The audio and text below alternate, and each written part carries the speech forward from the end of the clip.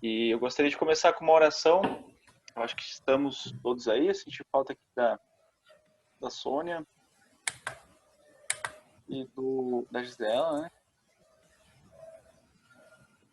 E do Eric também.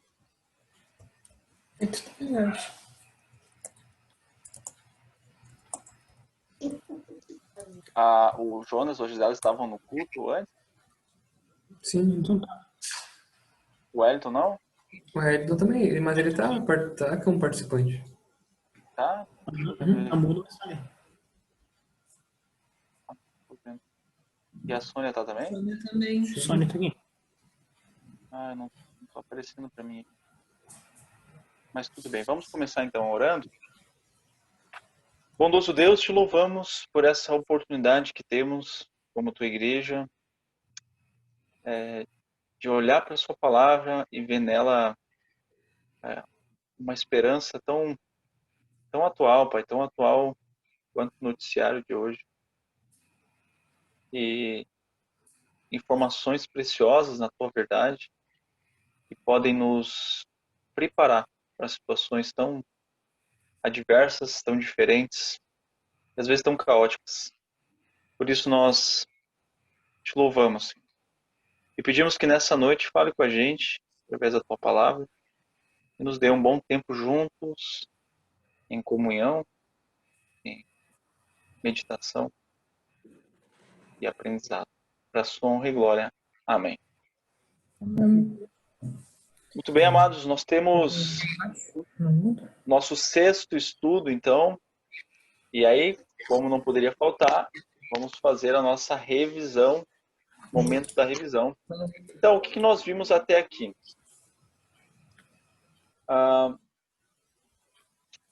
Nós vimos aí, então, que Jesus é a rocha segura, logo no primeiro estudo.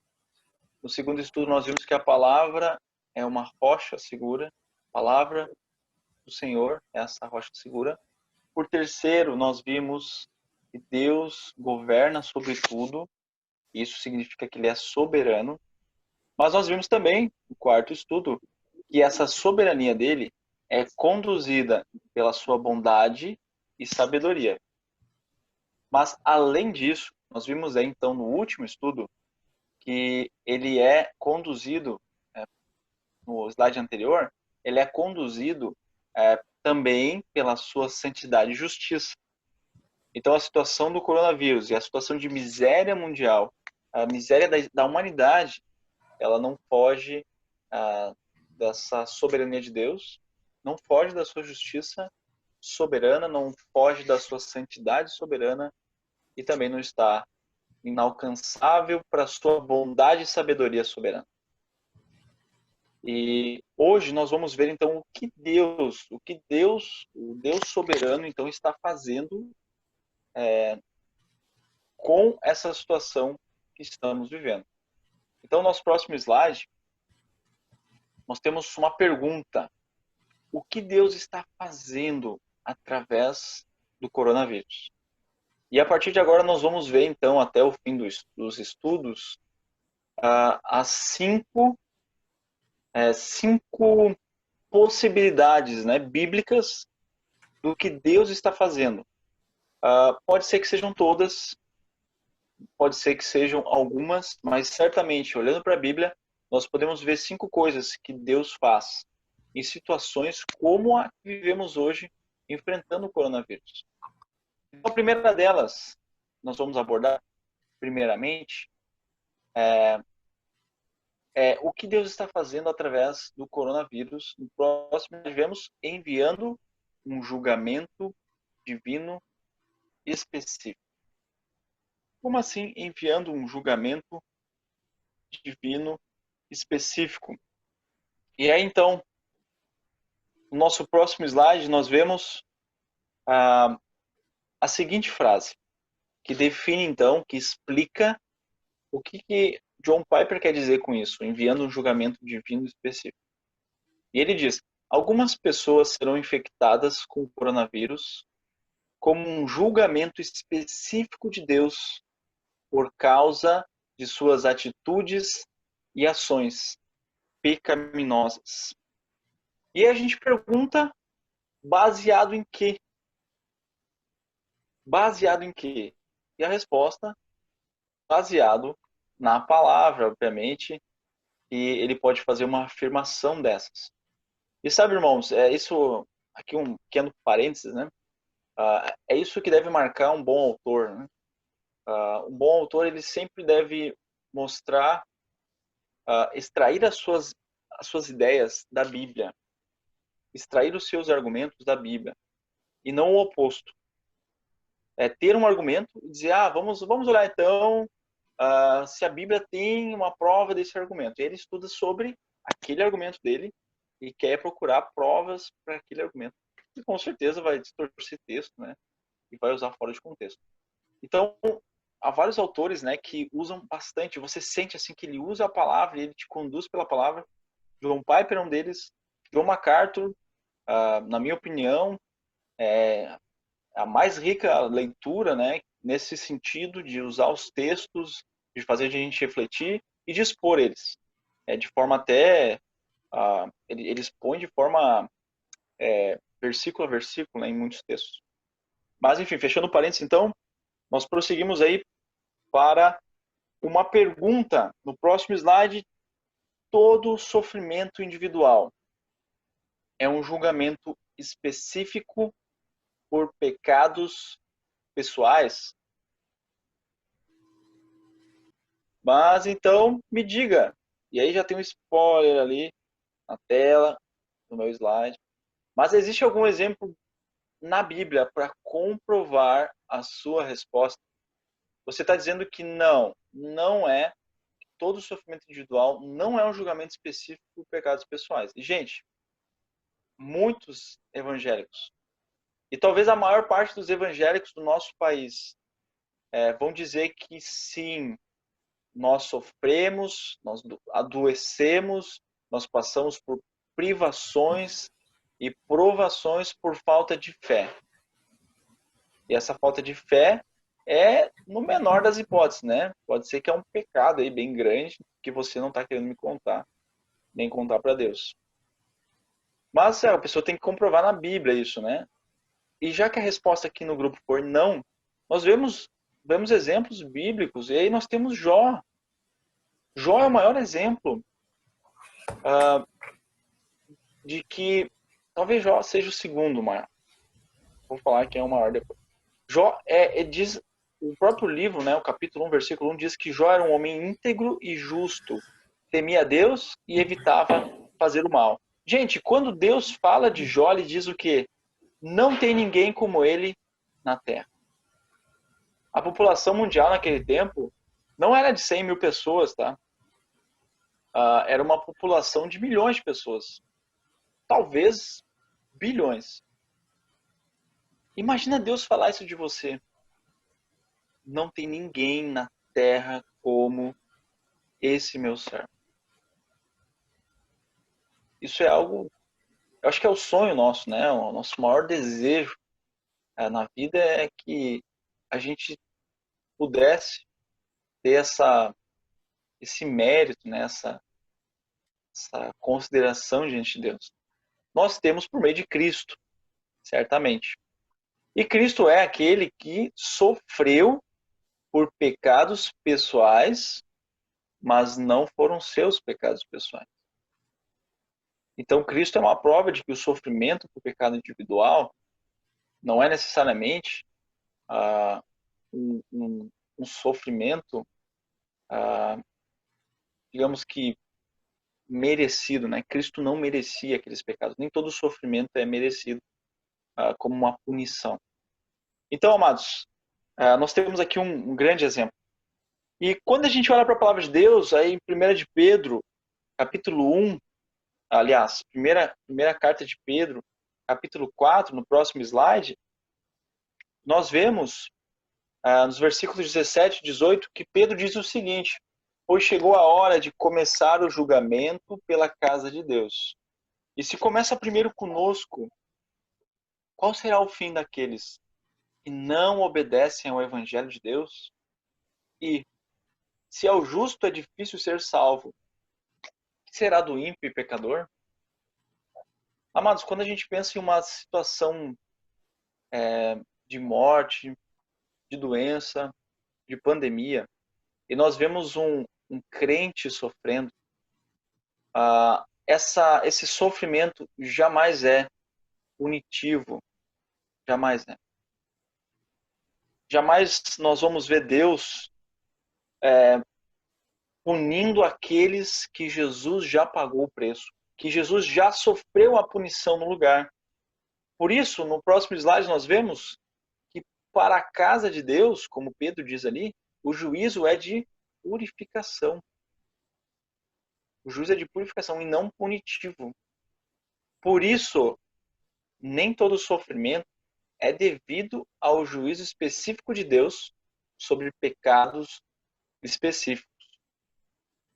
Agora vamos para a nossa próxima pergunta. Então, vamos deixar isso bem claro. A Bíblia fala em algum exemplo que justifique isso? Próximo slide, nós vemos justamente essa pergunta, né? Na seta para a direita ali. Existe algum exemplo na Bíblia para comprovar isso? Sim, nós temos um exemplo. Vamos abrir nossas Bíblias em Atos. E aí a gente já tem aí uma pequena introdução do que se trata. Ele fala sobre Herodes. Atos, capítulo 12. Até o 22. Depois disso, Herodes partiu da Judéia e foi passar algum tempo em Cesareia. O rei Herodes estava muito irado com o povo de Tiro e Sidom. Assim, as duas cidades se uniram na tentativa de se reconciliar com o rei, pois dependiam de suas terras para obter alimento. Então, tendo conquistado o apoio de Blasto, assistente pessoal do rei, conseguiram uma audiência. No dia marcado, Herodes, vestindo seus trajes reais, sentou-se em seu trono e fez um discurso para eles. O povo ovacionava, gritando: "É a voz de um Deus e não de um homem." No mesmo instante, um anjo do Senhor feriu Herodes com uma enfermidade, pois ele não ofereceu a glória de Deus. Foi comido por Então, gente, e morreu. desculpa.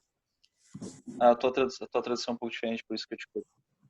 Então, eu vou reler aqui na NVI. Visto que Herodes não glorificou a Deus, imediatamente um anjo do Senhor o feriu e ele morreu comido por vermes. Aqui nós temos um exemplo claro no Novo Testamento de Deus punindo alguém por essa pessoa rejeitar a ele ou se entregar ao pecado aqui, né, da idolatria, da autopromoção ou pecado que você quiser nomear para tudo que Herodes fez na sua vida. Imagina se Deus fosse fazer isso com todos que se proclamam Deus, né? Certamente muitos morreriam. Mas aqui há exemplo sim. Há um exemplo também no Antigo Testamento. A seta direita vai mostrar o exemplo de Miriam, lá em Números. Vamos abrir nossas Bíblias em Números. Eu vou pedir que o pastor Roberto, nosso mestre de Antigo Testamento, ou semi-mestre, né, quase mestre, Números 12, versículos 1 a 10. Miriam e Arão começaram a criticar Moisés porque ele havia se casado com uma mulher etíope. Será que o Senhor tem falado apenas por meio de Moisés? Perguntaram. Também não tem ele falado por meio de nós? E o Senhor ouviu isso. Ora, Moisés era um homem muito paciente, mais do que qualquer outro que havia na terra. Imediatamente o Senhor disse a Moisés, a Arão e a Miriam: dirijam-se à tenda do encontro, vocês três. E os três foram para lá. Então o Senhor desceu numa coluna de nuvem e, pondo-se à entrada da tenda, chamou Arão e Miriam. Os dois vieram à frente e ele disse: ouçam as minhas palavras. Quando entre vocês há um profeta do Senhor, a ele me revelo em visões, em sonhos falo com ele. Não é assim, porém, com meu servo Moisés, que é fiel em toda a minha casa.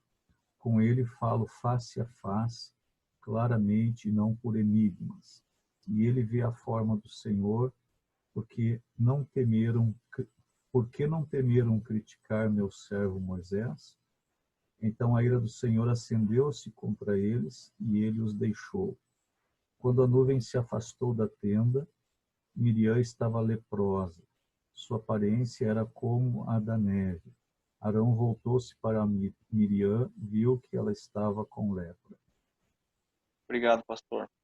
Aqui mais uma pessoa ferida, e a sua saúde foi ferida por Deus, por causa do seu pecado. Então nós vemos sim pessoas, temos exemplos bíblicos, a Bíblia nos mostra isso, que Deus pune pessoas por pecados específicos. Aí ele traz juízo sobre elas. É verdade que Deus não traz todo o juízo sobre nós, pecadores, mas alguns casos sim ele traz. Então o coronavírus pode ser um juízo de Deus sobre pessoas que se entregaram aos seus pecados e rejeitaram ele completamente? Sim, pode ser. Mas é bom fazer uma ressalva. E eu quero destacar isso que o John Piper faz essa ressalva. No próximo slide nós vemos uma frase dele diretamente, uma citação direta do livro. Ele diz: o coronavírus nunca é de forma simplista um castigo a todas as pessoas. O cristão mais amoroso e cheio do Espírito pode morrer da doença. Então, pode ser que Deus está punindo algumas pessoas, ou muitas, nessa situação toda, por meio do coronavírus? Sim, pode sim. Não significa que o coronavírus é um punimento, uma punição para toda e qualquer pessoa. Para todos que forem infectados, todos que forem abalados, não significa que todos esses foram alvos do juízo de Deus. Então, feito essa ressalva, fica um aviso importante. A gente vê isso no nosso próximo slide. O aviso é: sonde o seu coração para ver se está em Cristo. Por quê? Por que é tão importante isso? Talvez você já tenha ouvido falar que nós estamos vivendo no momento, ou na dispensação. O que é dispensação? É esse momento, são momentos na história. Dispensação é isso, um momento na história que Deus trata o ser humano de uma forma específica.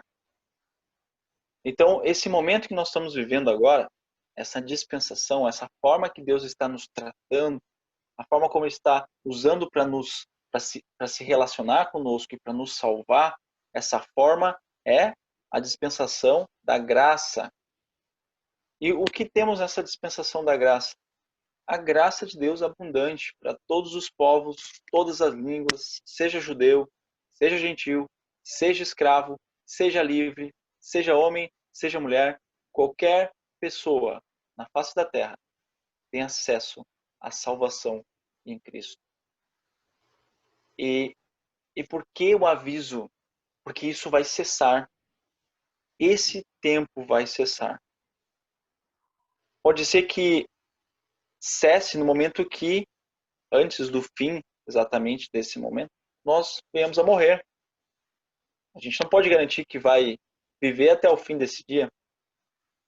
Então, não abuse dessa graça e paciência de Deus. Sonde o seu coração. Verifique se você está em Cristo. Porque se você não está em Cristo,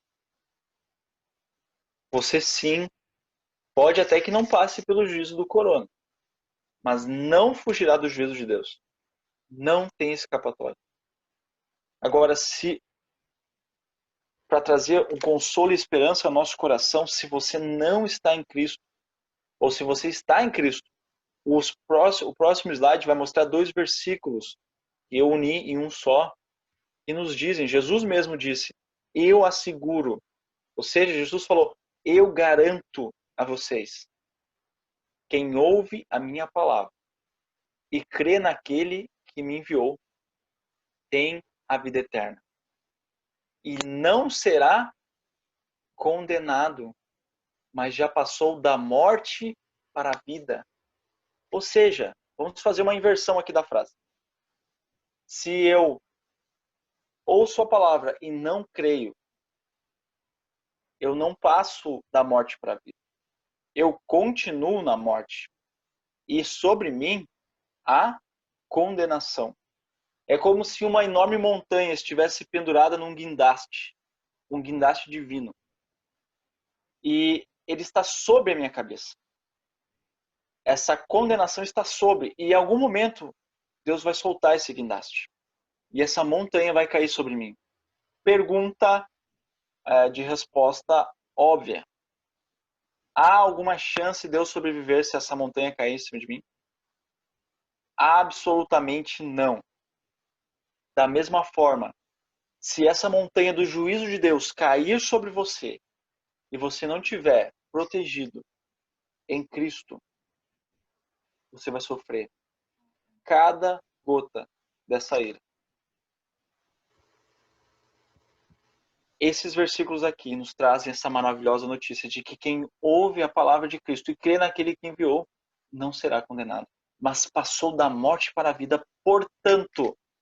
E aqui nós temos Paulo falando. Agora, para esses que têm vida, já não há condenação para os que estão em Cristo Jesus. Glória a Deus. Aleluia. Então, sonde o seu coração. Se Deus está usando o coronavírus para trazer julgamento, seja uma das pessoas que, se vier o coronavírus, não será por julgamento. E como você pode fazer isso? Crendo em Cristo. Entregando a sua vida e confiando a sua eternidade, o seu destino eterno, nas mãos desse que garantiu, assegurou, conforme os versículos. Agora, então, nós já falamos sobre o que Deus está fazendo através do coronavírus, e uma dessas possibilidades bíblicas é um julgamento, e no próximo slide nós vemos um julgamento divino específico. Agora, a segunda coisa que nós vamos abordar hoje à noite é Deus está despertando-nos, ou seja, despertando a igreja e aqueles que também não fazem parte da igreja para a sua segunda vinda.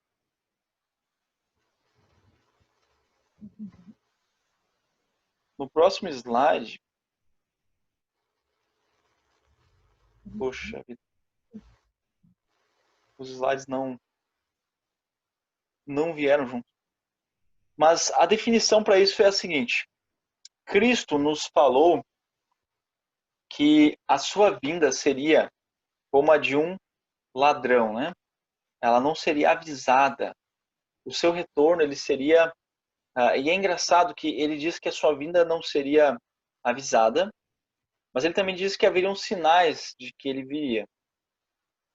Claro, nós temos que entender isso de uma forma mais ampla, usando todo o Novo Testamento, né?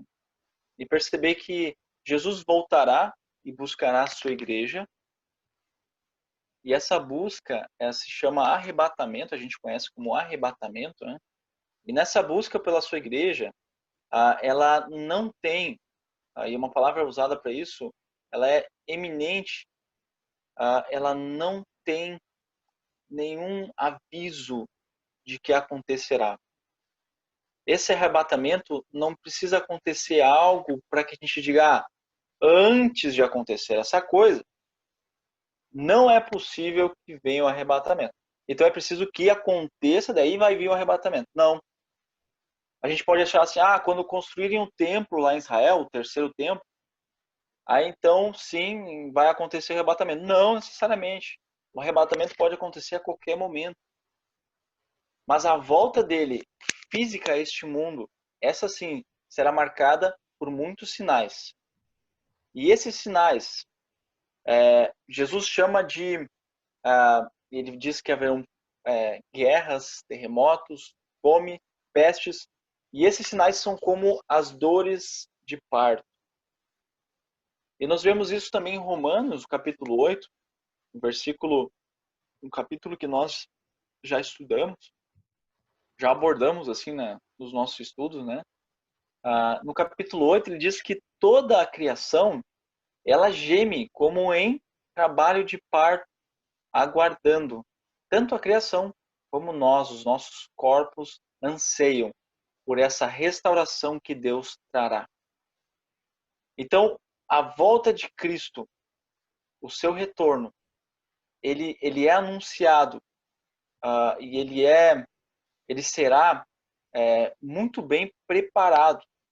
As pessoas não terão como dizer, não é possível que Cristo venha, porque não há nenhuma evidência disso. Não, pelo contrário, nós teremos muitas evidências mostrando que os textos bíblicos estão se comprovando, as profecias, e aí sim pode-se esperar a volta garantida física de Cristo. Agora, o que o coronavírus tem a ver com a segunda vinda de Cristo? Toda e qualquer mazela, né, catástrofe, a doença assim, mundial, né, a pandemia, qualquer situação que nós vivemos que enfatiza o quanto a humanidade e a criação está caminhando numa destruição, né, numa degeneração. Quanto maior fica evidente para nós isso, mais deve nos arremeter para essa promessa dele. E olha, é certo, quando acontece alguma coisa muito estranha, muito bizarra, surpreendente, que nos deixa pasmos, por exemplo, coronavírus, os tufões, né, que nós tivemos, os gafanhotos, as pessoas correm desesperadas ou para as Bíblias, hoje para o YouTube, né? E pergunta lá, é o fim dos tempos, estamos vivendo o Apocalipse, quem é a besta, né? Sempre quer saber quem é a besta, ou o anticristo. Essas pessoas, elas correm para saber, e isso é algo que realmente deve nos chamar a atenção, especialmente para aqueles que amam a volta de Cristo. Opa, peraí, a vida parou. A vida fez uma pausa. As coisas não estão normais. As coisas estão bem confusas. A gente não sabe nem bem o que pensar. A gente não sabe nem em quem acreditar. Nem as autoridades sabem bem o que fazer. E olha, a gente está há 6 meses aí. E as autoridades ainda estão confusas sobre o que fazer, o que voltar, o que não voltar. E diante disso tudo, a gente fica pensando, nossa, eu preciso estar atento, porque a vida não é só domingo a sábado, ou segunda a sexta correndo, sábado fazendo alguma coisa ou outra, se divertindo, lazer, domingo mais descanso, e aí começa a segunda e vai de novo, e as correrias, e pagar conta, e ir no mercado, e arrumar o carro, e fazer um concerto na casa, e levar o cachorro para lavar, né, pet. A vida não é só isso. A nossa atenção, quando as coisas balançam, deve se voltar para o momento futuro, que pode acontecer a qualquer momento, em que nós estaremos com Cristo, com corpos glorificados. Agora, se você não está em Cristo, essa não é uma esperança, porque com o arrebatamento da igreja, você não será levado e você ficará para os dias mais terríveis da história. Tanto que, se Deus não tivesse abreviado, embora vão ser pelo menos 7 anos, se Deus não tivesse abreviado esse tempo, as pessoas não resistiriam. Tamanha os seus julgamentos derramados sobre a humanidade. Então, talvez tenham visto já o filme, ou lido o livro, Deixados para Trás, e pode achar que aquilo tudo é ficção, mas é completa realidade. Os que não creem em Cristo serão de fato deixados para trás. Não me detenho aqui nos pormenores do livro, nem do filme, mas a verdade é essa. Quem não crê em Cristo não será levado por ele. não estará com a sua igreja. Não haverá lugar para ele.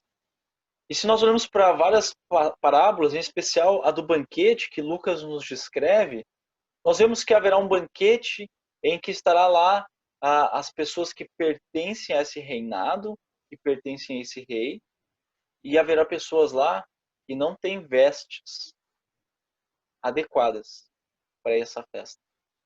Que pessoas são essas? Pessoas que não têm as roupas, as vestes que Jesus dá àqueles que confiam. E essas pessoas serão lançadas para fora, onde há choro e ranger de dentes. Então, é um alerta para nós, que tenhamos certeza que estamos em Cristo. Mas é também um puxão de orelha para que a gente avalie a nossa vida e veja se de fato estamos vivendo amando a volta de Cristo, desejando essa volta, esperando ela ansiosamente. E eu gostaria de compartilhar um último texto com os irmãos. Eu peço licença aqui um minuto. E tive um pequeno problema técnico.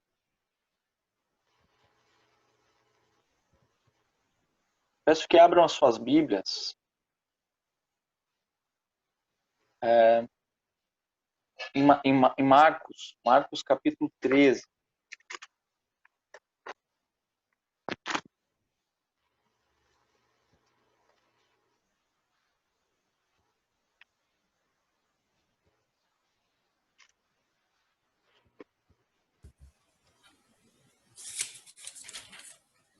Marcos 13.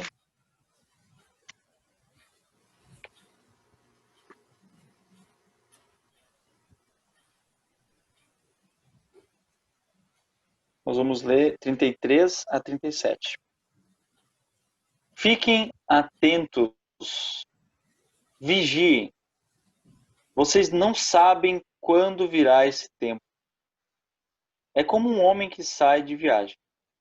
Ele deixa sua casa, encarrega de tarefas cada um dos seus servos e ordena ao porteiro que vigie. Portanto, vigiem, porque vocês não sabem quando o dono da casa voltará. Se à tarde, à meia-noite, ao cantar do galo ou ao amanhecer. Se ele vier de repente, que não os encontre dormindo. O que lhes digo a todos, vigiem. Percebam quantas vezes aqui Jesus fala a palavra vigie. E o que é vigiar? Às vezes a gente fica tão viciado numa palavra, né, bíblica, e não para pensar o que significa vigiar. Vigiar traz aquela ideia assim, olha, eu vou aprontar aqui, né? E tu fica de olho ali se tá vindo a mãe, se tá vindo o pai, vigia ali. A ideia de vigiar, irmãos, é de estar atento. Estar atento. É a ideia de estar em prontidão. Sabe um exemplo bem claro na Bíblia de alguém que estava vigiando? Era Neemias. Neemias e o grupo de construtores daquela muralha. O que eles estavam fazendo? Enquanto eles construíam, junto eles tinham uma espada. Eles estavam atentos. O quebrar de um graveto em volta deles já era motivo para atenção total. Era uma constante vigilância, uma prontidão. E nós devemos estar assim, prontos para o retorno de Cristo. De prontidão. Eu não lembro exatamente quem foi o irmão que disse isso. Eu tenho a impressão que tenha sido John Wesley, mas eu posso estar enganado. Mas perguntaram para ele o que você faria diferente se você soubesse que Jesus voltaria amanhã à noite. O que você faria diferente no seu dia? Sabe o que ele falou? Nada. Nada diferente. Amados, eu não sei se eu poderia dizer que ia fazer nada diferente se eu soubesse que Cristo ia voltar amanhã. Certamente há coisas que a gente faria e não faz todo dia, né? Mas o fato principal aqui é a gente tem que estar com uma vida atenta de prontidão, ou seja, em uma limpeza, em uma santidade, pronto para o retorno do nosso Senhor. Vamos orar? Bondoso Deus, nós te louvamos porque o Senhor nos dá esperança. O coronavírus nos assustou, Senhor, e ainda assusta. Mas ele é um pequeno sonho, um pequeno devaneio comparado aos juízos que o Senhor tem reservado para os dias finais desse mundo. E se nós lemos o Apocalipse agora, pensando no coronavírus, à luz do coronavírus, e lemos o Apocalipse, nós ficamos, Pai, espantados com tamanhas catástrofes e tamanho juízo que haverá sobre o mundo. Nós clamamos a Ti, Pai, que não permita que as pessoas, especialmente nesse grupo de estudo, ou que nos rodeiam, enfrentem essa ira, assim. Que é cada um, Pai, e não tem a Ti como Salvador, não tem Cristo como seu Senhor e Salvador. Coloque nele a sua esperança e se arrependa dos seus pecados, para que possa viver em santidade a partir do seu novo nascimento. E a nós crentes, ó Deus, pedimos perdão por vivermos tantos dias e tantas horas de nossas vidas desatentos para a sua volta. Ajuda-nos, Senhor, como igreja, a estar preparado para o seu retorno. A estar atento. Que não seja necessário um coronavírus, uma pandemia para chamar nossa atenção à tua vinda. Mas se ela trouxe, Pai, que nos mantenha assim. Nos faça olhar para Ti, para essa esperança bendita e para esse alerta que temos de estar prontos para o retorno do Senhor, quando vier avaliar o que fizemos com o que Tu nos deste. Obrigado porque o Senhor que virá. Não haverá sobre nós nenhuma condenação, porque estamos em Ti. Nessa esperança nos alegramos e louvamos ao Senhor. Amém. Então, nosso próximo estudo será no dia 6 de outubro, se Deus quiser. Daqui duas semanas, né? Uma abençoada noite, uma abençoada semana, amados irmãos. E agora que eu estou trabalhando na chamada, né? O slogan atual da chamada é preparando a igreja para o retorno de Cristo. Eu acho que talvez muito mais agora na minha vida, né? Eu tenho pensado, repetido sobre o retorno do Senhor Jesus e como e justamente quando começou o corona, eu lembro de ter escrito para vocês uma reflexão que eu tive de que essa situação podia ser sim uma marca da proximidade do retorno de Cristo. Então, que nossa semana seja marcada por isso. E que sejamos aqueles que amam o retorno do Senhor Jesus. Amém? Amém. Alguém quer comentar, compartilhar algo? Não estamos despedidos. Só queria, acho que, falar como é importante nós cristãos vivermos dessa forma, né? De como se fossem os últimos dias, os últimos tempos. Acho que isso nos ajuda a ter um foco melhor do que é importante, do que é relevante na nossa vida. Quais deveriam ser nossas prioridades, ao invés de que a gente consegue substituir, assim, como é que nós vamos nos agradar mais, pelo que como é que eu vou agradar mais o Senhor nesses dias. Acho que são questões relevantes e que às vezes a gente esquece. Porque pensar, temos uma vida inteira para agradar ao Senhor, então amanhã e hoje eu estarei agradando o meu próprio coração e o meu próprio desejo. Quando a gente vive dizendo, não, esse é meu último dia, a gente talvez tenha uma perspectiva melhor de dizer, eu quero realmente lembrar de quem é mais importante na vida e quem eu vou estar encontrando amanhã no céu. Na verdade, já está aqui hoje, né? Mas essa ideia presencial. E eu vou prestar contas a esse Deus, então isso, com essa urgência é bem relevante, bem interessante. Obrigado, Romulo, por esse estudo.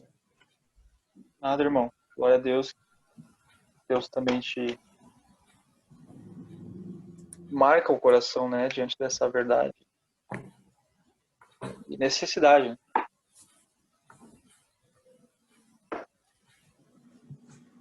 Mais algum irmão?